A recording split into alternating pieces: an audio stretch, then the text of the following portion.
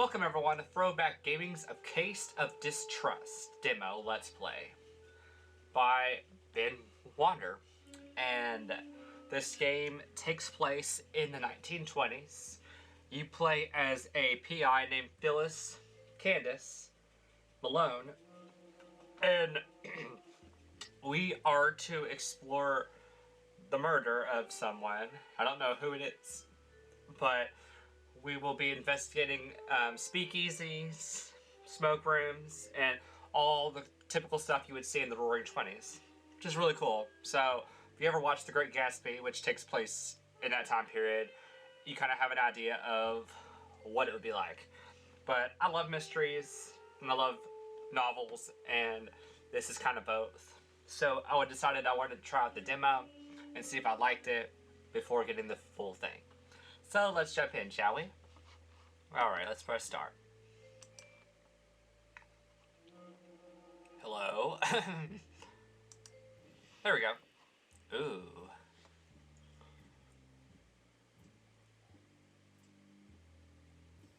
I awoke in my desk chair. Am I supposed to click on this? Okay. I awoke in my desk chair. Across from me were his piercing amber eyes. They surprised me at first, but I should have known he was there. Is it your cat? So, I bet it's your cat. I stretched and said, mid-yawn, not very nice to sneak into a sleeping woman's apartment, but his stare just continued. I laughed at his glare. I cursed the open window. Stray cat? Hello? Oh, I get to pick. Cool. Alright, but his stare just continued. I laughed at his glare, or I cursed the open window. Let's laugh at his glare.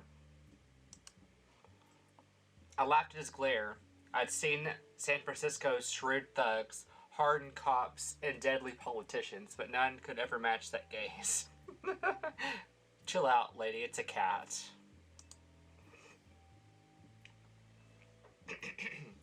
I knew I didn't have time, or I knew I didn't have what he wanted. Okay, maybe it's not a cat, maybe it is a real person. I thought it was a cat. I knew I didn't have what he wanted. Reaching into my coat, I took out my knife and flicked it open. I gave him the knife, or I held the knife steady. Why would I give him a knife? What? I'm so confused.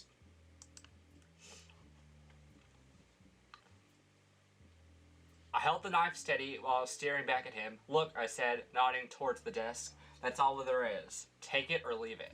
But a detective knows when she's beat. And I knew then. He wanted to search the place, and that's what he would do. I sighed, knowing my weakness for his type. All right, I said, let's look.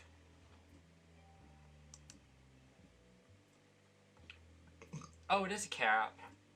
What? I'm so confused. I was right, it was a cat, but I don't understand what this whole deal with the knife was. He let a gleeful meow in victory.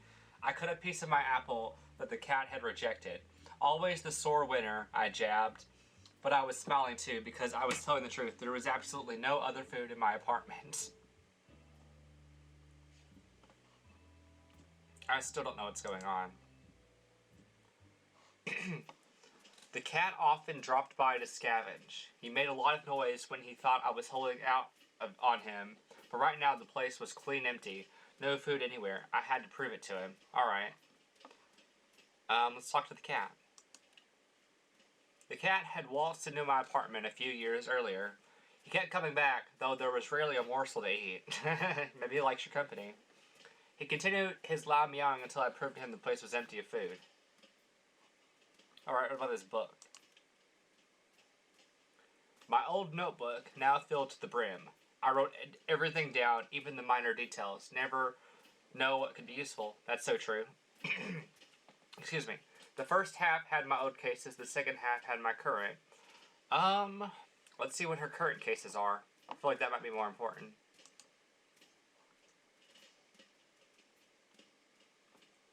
The second half had my current bunk. Adultery cases. That's so cliche. The only things I'd get hired to do. Whatever my findings, my employers often refused to believe me. It was my thankless work, but even that was hard to come by. That's no good. What about the telephone? No? What about this? A newspaper was flopped on the floor. Its headline was about the death of Lenin, leader of the Red Menace sweeping Russia. Oh, okay. It seemed the Bolsheviks had lost their head. Alright, what else? What's this deal? Is that the safe? The regular white icebox. Okay, so it's like the freezer. Tinged yellow with age. Ugh. Half blocked the kitchen door. My income rarely kept much stocked in it, and right now it was empty. Struggle's real. What about this thing up here? Nope. The lamp? Nope. What's this little dip? Packaged cigarettes were the latest trend, but I still preferred to roll my own. Ugh. But then again, this is before they realized cigarettes were bad for you. Doctors used to advertise saying that it was good for your health. Isn't that ironic? The ashtray was evident that it was a practice skill. I suppose I have a lot of free time back then. What about this bird? It's the Malcanese falcon. I kept a small statue underneath the side of the table. It had been police evidence in a crime, and its owner didn't want it back. Maybe that is the Malcanese falcon. Because in that movie, the statue is a very important clue in that movie. If you haven't seen it, it's an older movie. Pretty good, though. I took a shine to it, so I snagged it for myself on the way out of the apartment. Nice. This lamp. That lamp had belonged to my Uncle Louis. He had been an SFPD officer, one who argued policemen could be good detectives, even while the others jeered at me. I knew he'd been right, but my current workload didn't help that claim. I thought about Louis, I tried not to. Let's think about our uncle. He seemed like a good person. I thought about Louis more often than I wanted. I was lousy at handling the emotions behind those thoughts. Yeah, because you cared about him. He was a good uncle to you. Anything else? This big thing.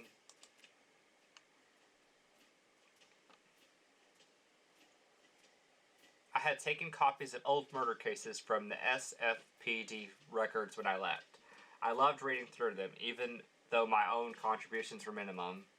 At the time, I longed for those types of jobs. The truth was, any work was hard to find for a female detective. Yeah, because back in the 20s, this was right around the time that women were able to vote for the first time. At least in the U.S., which is where I'm assuming this takes place, because it's the Roaring 20s. And they didn't have a lot of rights back then. So, I bet it was hard for her to get jobs. People didn't think she was able to do the job that a man could, which is ridiculous. Alright, anything else? I think we're done. What about the door? The door to the outside world. If I left now, though, the cat would start wailing so loud I'd get complaints from the neighbors. No, he needed convincing for I could leave. Dang, this cat is vicious. Alright, let's talk to him and see what happens. It doesn't matter how doe-eyed you are, cutie pie. We got no food around, I told him. Oh, yeah, I need to press a little arrow. He licked his chops and looked at me. Apparently, he still didn't believe that. I needed to contradict him somehow, to show him something in the apartment that would prove it was empty of food. Okay, let's contradict. Let's show him the fridge. Case summary. There was no cases just then, but the cat was meowing and needed attention. I had to contradict the cat by talking to him, pointing to a piece of evidence in my notebook that proved the apartment was empty of food.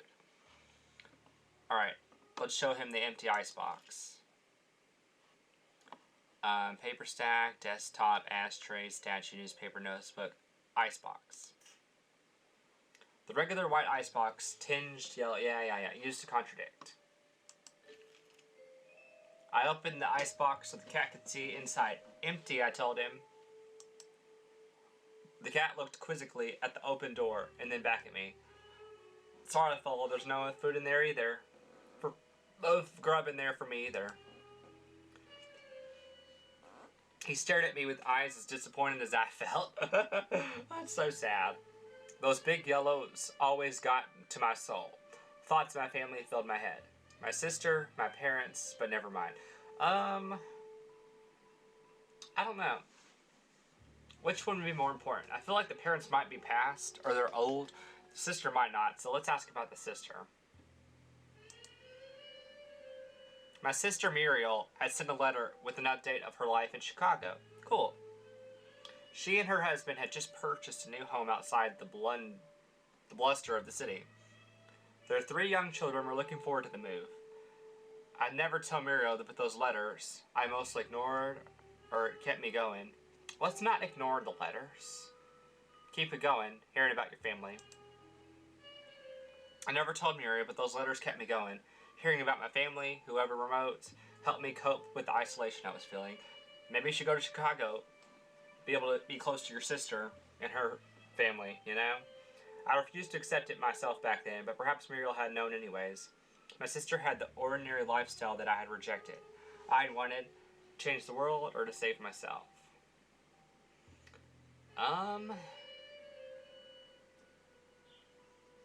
Maybe you wanted to change the world. You became a police officer. I wanted to change the world, to bring justice for victims, especially the ones who no longer had a voice. Not that I was helping advance that cause with the types of cases coming my way. Yeah, but I mean, you can't control what kind of cases you get, and you never know what might help somebody, you know? But this has given me a lot of vibes of that old show. Well, I mean, it's not old, but it's probably 15, 20 years now. Cold Cases. The lead actress was a female police officer, and this was kind of her mantra about how she ended up solving these cold cases because she wanted to find justice for the victims that no longer had a voice. She wanted to show that they mattered even though they were no longer around. And I like that. My mind spiraled into the usual series of questions. Had I even impacted the women's movement? Had I made any change in society at all? Was my plotting career worth losing traditional happiness? Well, I mean, in the time period that you're in, you doing the job that you were had to show other women that, hey, you know, it's possible to have jobs outside of the traditional ones that we've seen up to this point. No matter how small it is, you know. It takes one person to see, oh, that person's doing something different and they're actually doing it, you know. Maybe I can do that too. And then it spreads, you know. And if you like your job and you like how you're doing things and, you know, you like your life, and as long as you're not hurting anybody, then there's nothing wrong with it if it's not traditional happiness, you know?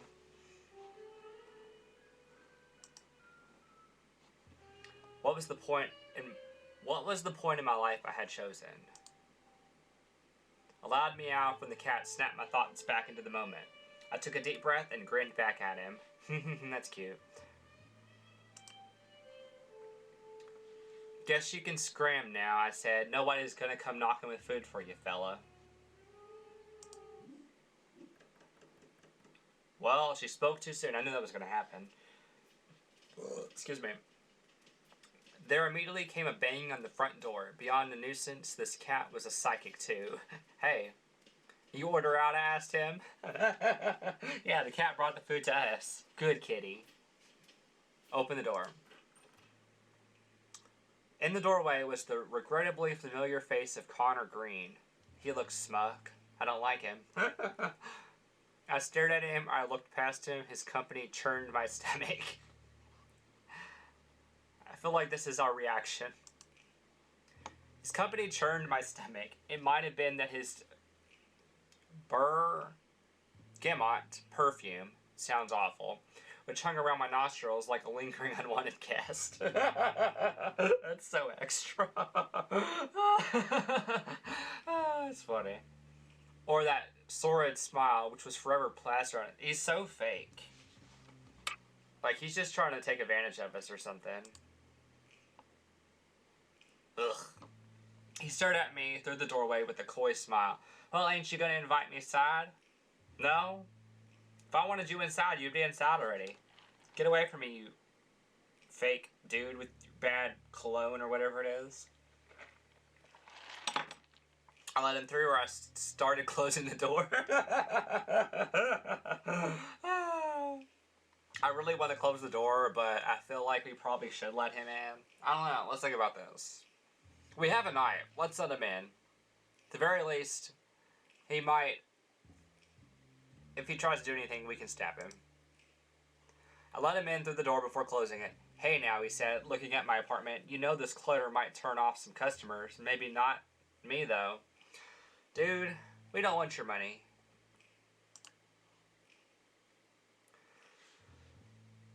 So that was his angle, hiring me as a detective. I wondered what the bootlegger would need it with a private eye, but he answered without prompt. Okay, so what I'm wondering is, bootlegger back then also had to do with smuggling alcohol during Prohibition, which was during this time. So I don't know if she's probably talking about that one, not like smuggling. Well, there wouldn't have been movies back then. Movies like the actual like movies on the big screen didn't come out till like I think the mid-20s. So it couldn't be DVDs at all. That's not until way later. And I don't think they sold tapes back then. I don't know when tapes came out, but I'm pretty sure that was way like 60s or something. So it's probably alcohol. I'll make this quick. I can't take this to the hog house or the pigs would laugh me out. He's talking about the police. Okay. Before I say it, I want to be clear, back in this time period, the word dicks has to do with police officers, not the other thing. I just hope that they better not censor me for that, because that is not a bad word in this context. Just to be clear, that's police, not anything else. He grinned, widened. Thought this was going to be quick, I said, and I started rolling a cigarette. It wasn't quick, and I was already rolled and lit a second smoke when Green finally finished the story. I noted the important bits in my book. I guess we need to read that. It had started with a letter slipped under his door in a white envelope. Okay, he's being blackmailed. Calling it. The envelope contained a single typewritten leaf. Leaf? I guess it's like paper. Which he handed to me. It read, "In your game or will end you." It had no signature, instead ending only with a small scribble in the bottom right corner that resembled a black hand. Sounds like the Mafia. Like Al Capone or whatever. Green had a lead on the new rum running scheme. Connection from Vancouver. Okay, they were, smuggling alcohol like I thought. He had given a sample to Tiny Paul. Tiny Paul, I love it. The gangster who ran the Tin Spoon Speakeasy for mob boss Jerry Ferrari. They agreed to buy in for more. Well, here you go. Mob boss. Huh. I was thinking that if the mob boss is doing it, maybe this dude, the mob boss, was like, okay, he gave us this stuff. Why don't we just take it over instead and just tell him not to do it, you know? That's probably what it is. Corinne summarized the letter about his rum running. He suspected Redstone Stable, another bootlegger, to be the sender of the letter. He told me that Stable ran a barbershop during the day and gave me the address. I don't know. I think this Jerry Ferrari guy might be in charge, might be the one doing it. I think he's assigned to cut out this guy as the middleman and just like, let's do it ourselves instead of having to, pay him or whatever to get the product. But we'll see. Green needed to know who the threat was from. He'd get Paul's gang to deal with them and continue his scheme to get rich. Ugh. I knew he was a slime ball. If I go snooping myself, he concluded, folks see that I'm not trusting people. No trust leads to no customers. I need to play it low-key. which is where you come in. I raised an eyebrow and stared at him through the cigarette smoke. Something in his yarn was still twisted.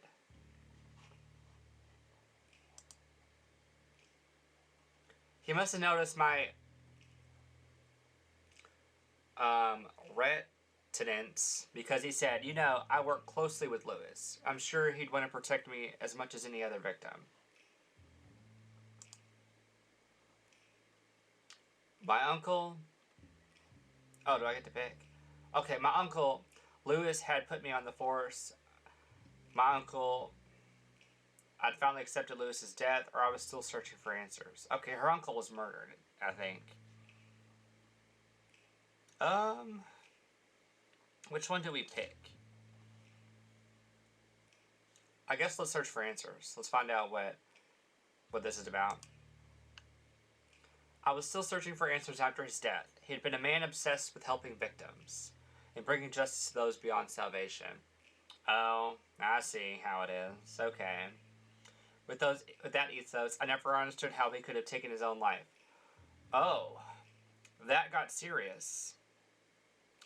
Well, maybe he didn't do it. Maybe someone killed him and tried to make it look like suicide. That's still awful, though. You should never feel like that's your only option, you know? There's resources, and there's people you can talk to, and there's things you can do, you know? It should never be your only option, you know? Those thoughts still haunted me. I quit the SFPD and started my own practice taking his philosophy. Is Green worth my time? Would he be worth Lewis's? Well, it seems like her uncle would help anyone out, regardless of who they were. And he seems like he's beyond salvation, so I think that'd be right up his alley. Green had tipped off my uncle in a few cases. I wondered if that was enough to warrant my protection. Before I could think past my headache, he threw a bill in my lap. Keep the C note as a retainer, and don't worry about getting in touch. I'll find you later for a chat. I wonder what the C note is. Green had... Yeah, we already said that. He walked out the front door, and I let him go. If he was willing to give me $100 with no commitment, I wouldn't stop him. Hey, that was a lot back then. $100 back in the 20s was a lot of money. I turned back to the apartment, still confused about the whole story. My headache wasn't helping either. Whenever I lacked clarity, a trip to Southern Coffee was the cure. That's funny. Alright, so are we gonna leave? I mounted a gold plate on the outside that read P.C. Malone, Private Investigator. Alright, let's leave. There was only one place I needed to go to clear my head. Southern Coffee. Southern Coffee was a basement dive. It wasn't modern, hip, or ever busy, and it was my favorite place to down some paint. Down some paint? That's what you're calling coffee paint? Okay, whatever. Especially in the company of the best bartender. Okay, maybe it's alcohol. I don't know. We'll find out. Bartender in the city. Go here. I like the little car. That's cute. I gave my address and slouched in the back seat of the taxi cab. I thought a good way to pass the journey might be to chat with the driver. Let's talk with him, get some info. I guess we're in New York. Then again, it's the 20s. Most people probably don't have cars yet. He was young. Not a teenager, but not far off. Alright, so he's like 18. The redness in his face and the mean scowl told me he was angry. Don't much like driving taxi cabs, I offered. He looked quizzical at me over his shoulder before understanding what I meant. No, lady. I like it just right enough. Just some bozo before you was in here giving me hell because I look like the baby, like the boy I look like the boy his daughter's going with. Went off about how my generation was ruining America. That scumbag doesn't know jack. It's funny, but it's also not funny because it's like old time periods though. The older generation, like the younger generation, is just ruining everything. It's like, it's not you can say some of the young stuff has made things worse, but I mean, it's not just young people. Every generation is contributing to how the current time period is, you know? Like, it's not just one group of people. It's everybody. And everybody as a group together has to work together to try to make it better, you know? You can't blame just one thing. Like, oh, that's the ultimate cause of everything. No, it's a bunch of little stuff that adds up together, you know? Everybody can contribute to make it better, you know? Anyways. Let's say it sounds like you know. Sounds like you know more, I asked. I'm no genius, he replied, but you talk to anyone from the last century, they'll tear off your ear just for being young. How'd you get so high, I wonder? Given the world in the 1890s, like a smooth-running roadster, then what they do. Bash on every curb in sight, their greed, their war, their politics. Now they give us a ruined clunker, and then are mad that at our manners when we grab the keys. I'm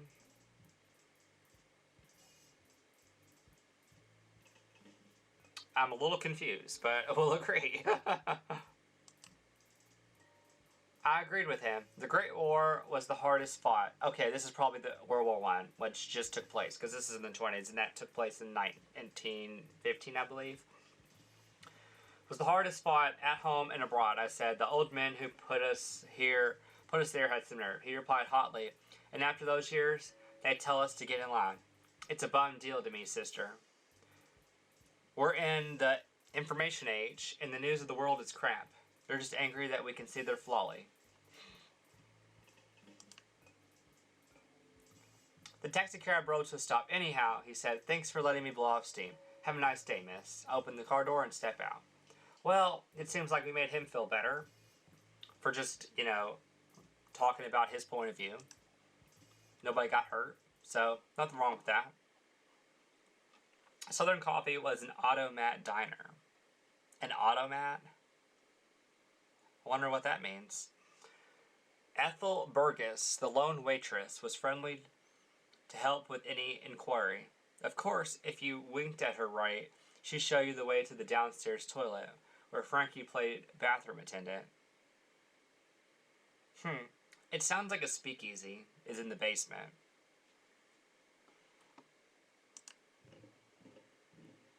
Southern Coffee had the distinct feeling of home. The familiar smell of mold in the old basement was enough to put a grin on my face. Smell of mold? Hello, you're gonna get sick. Oh, I have to talk to Steph. Okay, what's this? I grabbed the wine bottle in the bar and examined its label. It featured the picture of grapes and the words, sacramental use only. Okay, that's for, like, church. Frankie looked at me with a spark in his head. Go ahead, give it a swig. Why not? I grabbed the half-empty glass that was next to the bottle and swirled some of its contents between my gums. A bit spicy, ain't it? Frankie asked. It's good, or I shook my head. Too much. I'll say too much. First of all, make sure you're 21 or over before you drink if you're in the U.S. Or, you know, make sure you're the legal age regardless of, you know, depending on where you live. You know. But I'm over 21, so I'm allowed to drink. I don't drink very much, but I do have a glass of wine, you know, at like Christmas or whatever. But I like mine really sweet, so I probably wouldn't like this because it's too spicy. I shook my head. Too much. He scoffed and grabbed the bottle from me, turning it through his hands. I suppose you only like the bootleg paint. Okay, paint is just alcohol. Maybe they call it paint so that, because Prohibition, they outlawed alcohol use. So maybe they're calling it paint so that they don't realize that you're talking about alcohol. Or maybe that's just what they called it back then. Well, I'll have you know that rabbits charge more than a nickel for this beauty. Only this type of Napa wine is made from the Zinfandel grape. Okay, so I think that's white wine. I don't like white wine, so it has a unique aroma. I've been trying to learn more about wine since everybody knew their stuff but me. I noted what Frankie had said about the origin of the grape as he set the bottle back down on the bar. You don't even drink, or since when do you know grapes? Let's ask him about the grapes. Since when do you know about grapes? I chided. Frankie let out a bellowed laugh. Some of these grapes are older than you, Malone, and I've known them since I was a small tot. That's why I'm so good at my job, you know. Maybe his family owned a winery or something. Frankie said, too bad more folks can't taste them. That woman's league is the devil. The women's Christian temperance, or aren't you done with the sauce? What? I don't know what this is, but let's ask about the women's Christian temperance. It sounds like a... I don't know what it is. Maybe it's like a women's rights thing. The Women's Christian Temperance Union was now under feminist Frances Willard, a positive force for the suffrage of women. Well, that's good. But her staunch support of Prohibition, along with the union's massive political clout, irked the very wet we're in San Franciscan public, and she particularly wasn't popular with bartenders. Well, yeah, she's Prohibition, which is, you know, banning alcohol legally. And bartenders aren't going to like her because that's their livelihood, you know. Take a seat, he said. I'll make you something else. He was a big fellow. He had been a decent pitcher. Or he was a fantastic orator, which is like he's good at talking. What's this about pitcher? Did he used to play baseball? Okay, he was a pitcher. Like a baseball pitcher. Interesting. For the Seals a few decades earlier. Sometimes he'd speak wistfully of those days, but his arms were much more used at slinging bottles now. That's cute. That's funny. Alright. I sat at the bar. You got the spooks, PC? He said, you're worn as a catcher's mitt. I like that because he used to be a pitcher, so baseball humor. I suppose my exhaustion showed. I won $100 for nothing, and I can't let it go. I told Frankie about the case, the threatening letter sent to Connor Green, how he assumed it was related to his bootlegging, and his suspicion of Redstone Stable. The story took longer than I wanted. Frankie's showing genuine interest by asking many questions. He's a good guy, but I mean, to be successful in that kind of line of business, you have to be able to talk to people, be interested in what they're talking about, so they'll come back to you, you know, because you seem like you're interested. When I finished, he threw me the whiskey sour he'd been stirring. Ugh, I hate whiskey. I took a large gulp and gave a sigh as thanks. Well, Green's case is better than most of what you're given, he said in some enthusiasm. At least it's not more of that adultery bunk. It's kind of sad. Everybody's cheating on each other. It's not good. It's like, if you're not happy... Then again, back then, you weren't really allowed... I mean, I guess you were allowed to get divorced, but you had to have the church's approval, and most people weren't able to. And if you did anyways, people would look down on you. It was not... It was very uncommon at this point in time. So maybe that's why it was more... what's the word? More common back then. I mean, it still happens nowadays, but it's way easier to get a divorce now than it was back in the 20s. Sure, I replied, but I started with the goal in mind. What's the point of helping a man like Green? Frankie clicked his tongue on his teeth. Lawyer or priest, why does it matter? Let me ask you, are the clients you have now the types you want to help? I admitted they weren't, or I refused to admit. Well, this is the thing, though. It's like... I mean, she's a PI, so she's not a police person, but I mean, she's kind of like a police officer, kind of. She researches and stuff, but I mean, I don't think she has the authority to, actually, she don't have the authority to arrest anybody, she just researches, you know? But, the thing is, if she was still a police officer, you don't really get to pick who your clients are, you know? You just go where the crime is and you have to solve it, regardless of who's the people involved, you know? It can be the worst person on earth, but you're still obligated to help them out if, you know, someone has hurt them or whatever, you know? So, I admitted they weren't. I told him that I wanted more for my detecting life. It could be that Green's case shoots your career forward, Malone. I sighed and stared down at my drink. Alrighty. Let me see. But my daze was interrupted by the basement door opening and then slamming shut. Oh, what's going on? A small, blustering woman began marching towards me. She looked younger than, or she was wearing a blank. Well, I'm guessing she's under 21. Do we comment about her age or what she's wearing? I think maybe what she's wearing is more important. She was wearing a light blue, I don't know what that is, cloche hat with a gray ribbon tilted back on her head. A scarf of familiar blue draped around her neck. Maybe she's a flapper. Excuse me. They were popular back then, but I was startled by what she wore underneath it. A gray trench coat that looked too large for her frame.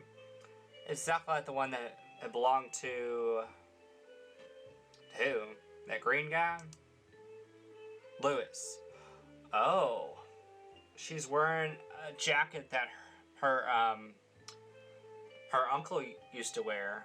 Well, same brand. That's interesting. She hurled insults at me a while. All I could do was sit and take it until she ran out of gas and started breathing heavily. Dang, girl, you've been insulting her so much you ran out of breath. Like, you need to calm down. It's not that serious. I set my drink on the bar and looked at her in the eyes. I inserted in hello. I studied her features and I turned away. Let's study her features. She might be important.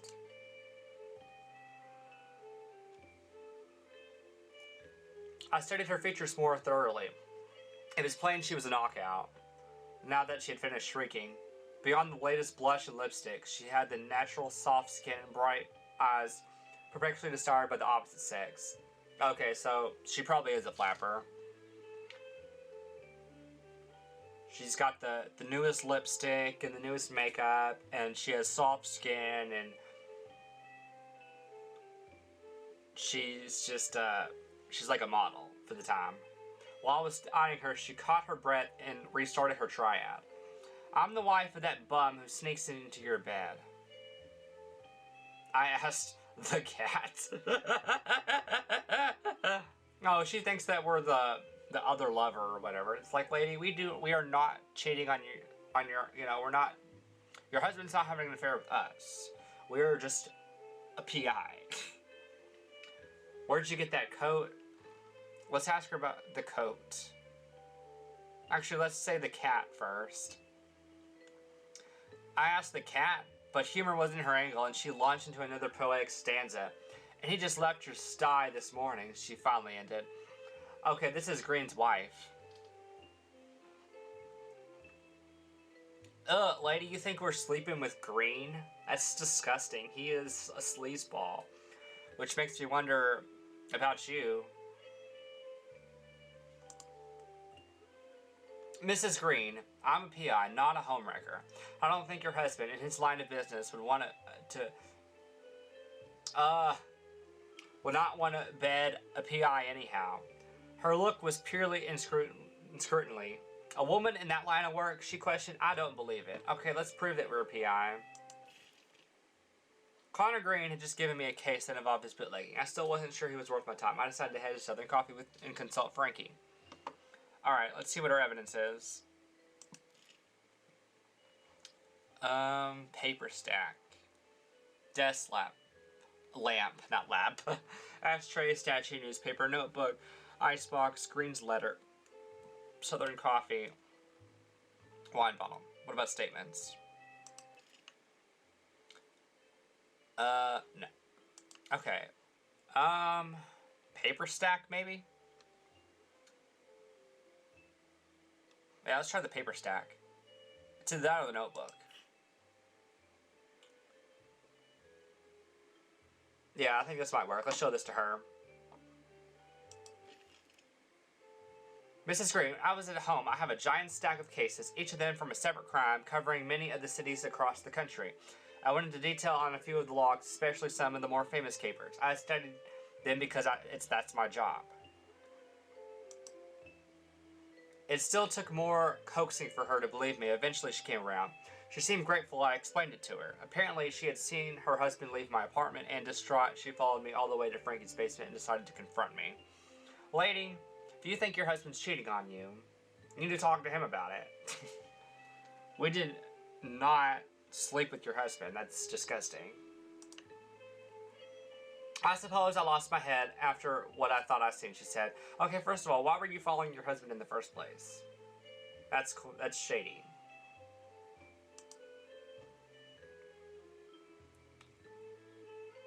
Frankie, ever chivalrous to a dimpled girl, came around the bar and held her up.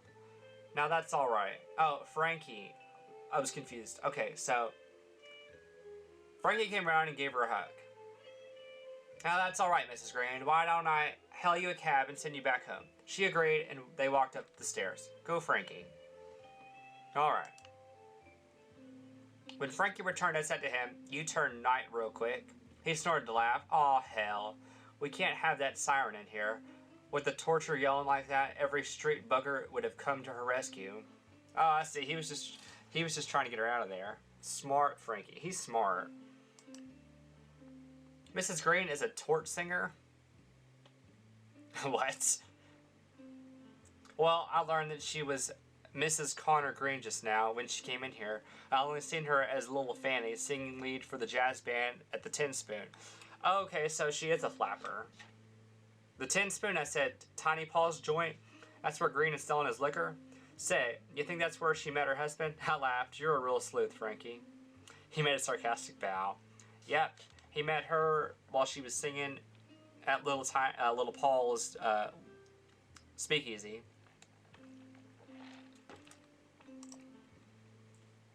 I shook my head. You're telling me you escorted our little torture out of here to avoid a bit of hot water? Hey, I don't blame him. That's smart business. Frankie flushed and said, what are you talking about, Malone? I was never good with emotions, but it was plain that Frankie had instantly fallen for the girl. Oh, he got feelings for her. Dude, she's married. She just came in here accusing her of cheating on her husband. No. Don't be stupid, Frankie.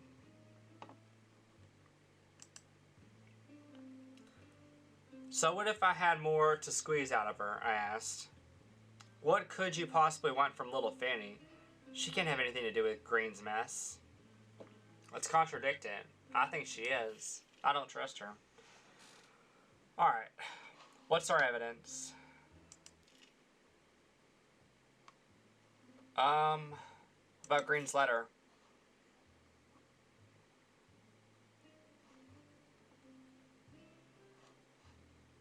Maybe we don't have anything to prove that she's involved. Okay, he got a threatening letter. New bootlegging scheme suspects Red Stone Stable. Mrs. Green's following her husband and she's seeing her at the Tin Spoon. Let's say that because she's a singer there and he works there.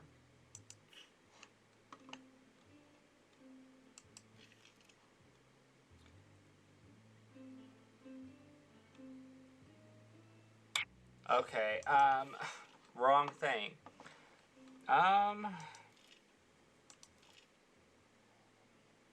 Maybe it's because she's following her husband?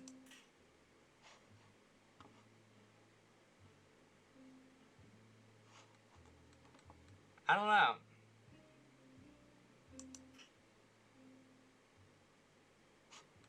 What about this one? I don't know how to prove that she's involved. Let's try the one where she's following her husband. I don't know.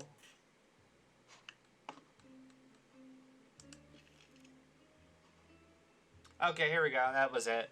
Mrs. Green followed her husband to my place, I said. Why would she do that? Good point. Unless she's involved or she suspects him of something. Frankie rolled his eyes. PC, if you were Green's wife, would you trust him with anything? I'm sure he's always up to something. Okay, first of all, why would you marry him if you can't trust him? If you don't have trust issues, that just is going to cause problems. You have to be able to trust each other if you're in a relationship. I shrugged and stood up from the bar stool. What had just happened was quite the ruckus. It seemed like my cue to move along. Alright, let's head out. Is there anything else? Let's check out this real quick. The bar stools were crooked and worn. My usual one was in the center of the room. I could sit on it for hours if Frankie had a yarn to spin. Of course, the sauce helped keep me in place too. Now it's called the sauce. That's funny. What's this down here? Frankie had a bond with that old shaker at the end of the bar. I was surprised he hadn't named it yet. He could sling a mean drink, though he only used the good liquor if he liked you. Frankie liked me. Well, good thing Frankie likes you. Probably because you come in there all the time. You're one of his loyal customers, so you get treated a good way. Once again, I asked Frankie to lend me some cash from the register. He growled so fierce that I decided not to ask again. I didn't think his employers would notice before I got it back, but maybe he just wanted to save me from myself. Probably. Alright, I think that's it. Bye, Frankie. The worn stairs led to the outside world. Leave. I was heading up the stairs when Frankie called out to me. So, what are you going to do? I've been thinking. About little Fanny or about my sister? We just talked to her. Let's talk about her sister some more. I've been thinking about my sister and that letter she had written to me. In some ways, her life sounds appealing, but I knew I would never be satisfied with it. I stilled myself. I guess I'll take Connor Green's bait, I replied. I got nothing better on the stove, and he might need help. Something still stinks, though. Well, what's your plan? Frankie asked. The way I see it, I have 3 goals right now. Green hired me for a job. Find the guy who wrote the letter. That's the basic part. But you want more? Asked Frankie. I nodded. Green's a shady character. I have to learn about him. Who is this guy? Digging his past. I can't go back to him blind. And there's something about this bootlegging. How did Green get a connection like that? What's his source exactly? Squeezing that lemon might give me more juice. True, we need to find out who wrote the letter, but we also need to find about our client and see if if he's worth helping out. Or try to figure out the whole situation. And we need to find out how he was able to start this bootlegging business in the first place. That sounds alright, he replied. So, where is it you run off to? I got 3 leads. The bootlegger stable, who Green claims sent him the letter. The Tin Spoon Lounge, where I might learn more about Mr. Green's rum running schemes. And Mrs. Green, who gave me more dirt on her husband. Why would she give you dirt on her husband? She likes him. Frankie nodded his approval. Well, if you ever stuck coming back and see me, you can never solve anything without talking it over. I smiled and went upstairs.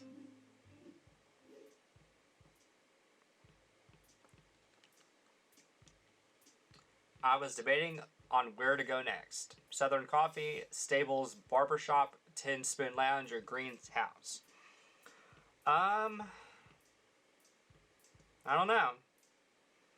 But I think I'm going to stop right now. Hope you guys enjoyed. If you did, leave a like. Subscribe to the channel to know when videos come out. And I'll see you next time where we will finish up this demo. Because I don't know how long the demo is. And if we're actually allowed to investigate all 3 of these areas and stuff, it might take a little bit longer. And I don't want the video to be super long. And I don't know how long it's been so far. So we will finish this up next time. Till then, peace out.